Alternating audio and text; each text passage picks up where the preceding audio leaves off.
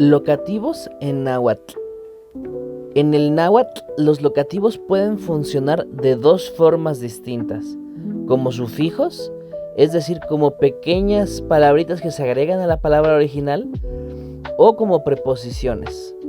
Si queremos usarlos como sufijos, hay que recordar que hay que eliminar siempre las palabras que terminen en tl, tli, li, in o itl. Hay que eliminar esa parte de la palabra y nos quedamos solo con la raíz. Vamos a usar de ejemplo cali, que significa casa. Así que si quitamos el absolutivo, es decir, li, nos queda cal. Ahora podemos empezar a agregar sufijos. Co significa en o lugar de.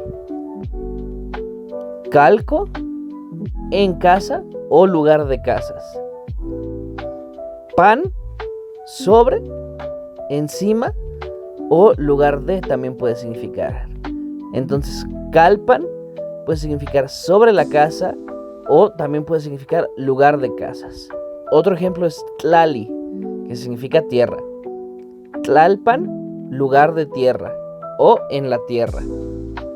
Si agregamos tenco, significa al borde o a la orilla de algo.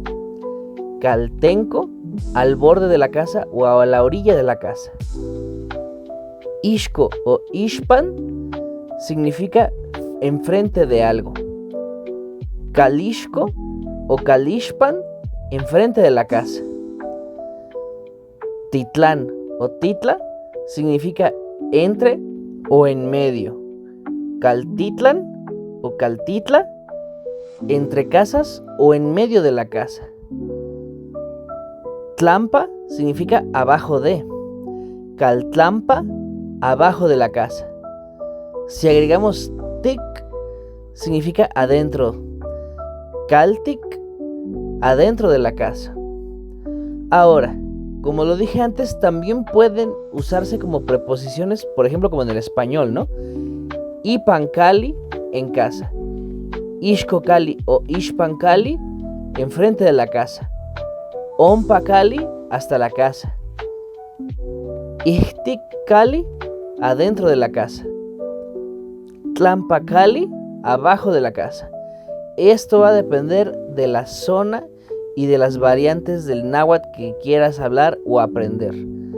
Hay que recordar que el náhuatl no es un idioma estandarizado, así que pues entre regiones muchas veces varía cómo se usa y las palabras. Así que sígueme para aprender idiomas.